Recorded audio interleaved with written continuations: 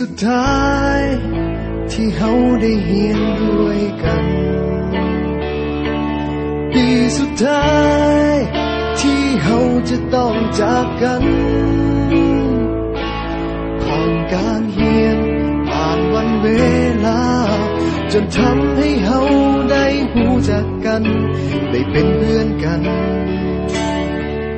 จนวันนี้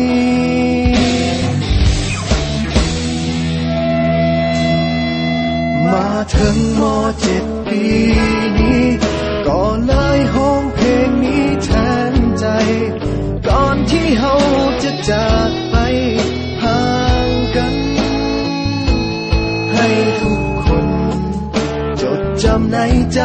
ฝากเพลงนี้ไว้ให้คิดถึงกันเมื่อต้องถึงวันที่จากไป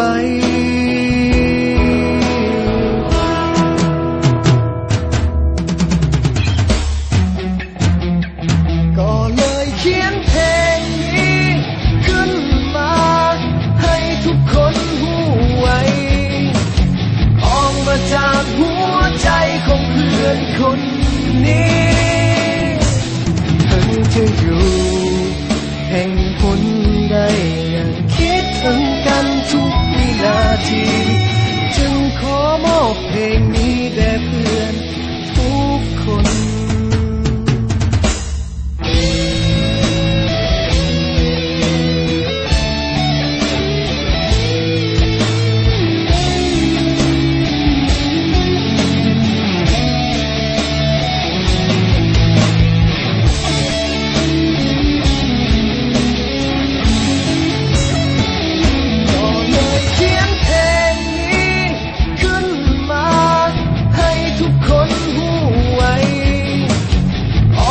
จากหัวใจของเพื่อนคน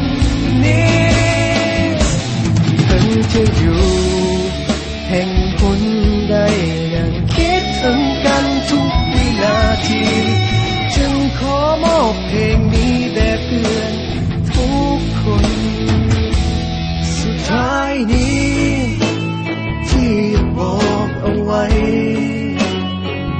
ถึงจะอย่างใดก็ยังมีคำว่าเฮาคำว่าเพื่อนในวันนี้จะบ่มีวันเก่าพวกเฮาม.7 ปีสุดท้ายคำว่าเพื่อนในวันนี้จะบ่มีวันเก่าพวกเฮาม.7 ปีสุดท้ายพวกเฮาม.7 ปีสุดท้าย